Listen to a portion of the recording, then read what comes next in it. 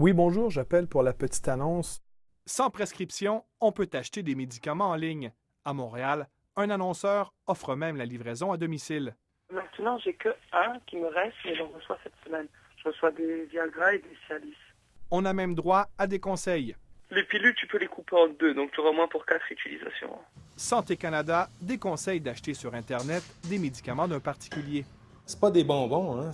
On devrait avoir une prescription pour utiliser ces médicaments-là. Et si les gens achètent ça sans avoir rencontré un professionnel de la santé, ils peuvent mettre leur vie en danger. L'autre problème, comment être sûr qu'il ne s'agit pas de médicaments contrefaits? C'est vraiment un marché maintenant qui est très, très organisé. On estime qu'un médicament sur deux qui est acheté sur Internet est un médicament contrefait.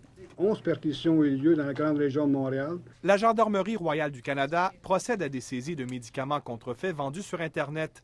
Lors d'une de ces opérations, les policiers ont eu toute une surprise. Et en ouvrant le coffre-fort, c'était rempli de pilules de comprimés de couleur jaune, de couleur bleue, donc du Cialis, du Viagra, contrefait. La fameuse couleur bleue des pilules, c'était un pot de peinture Sico, de la peinture pour les murs là, qui était juste à côté là, des presses. La GRC constate que des trafiquants de drogue deviennent de plus en plus des trafiquants de médicaments.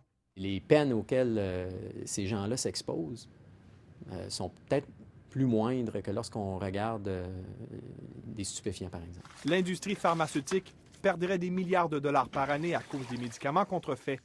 Du poison à rats, affirme l'industrie dans cette publicité. Il y a eu des cas de décès, même au Canada. En Colombie-Britannique, une femme qui avait commandé des médicaments contre l'anxiété et on s'est rendu compte qu'il y avait des taux très élevés d'aluminium. Alors, pourquoi courir le risque? Louis-Philippe Ouimet, Radio-Canada, Montréal.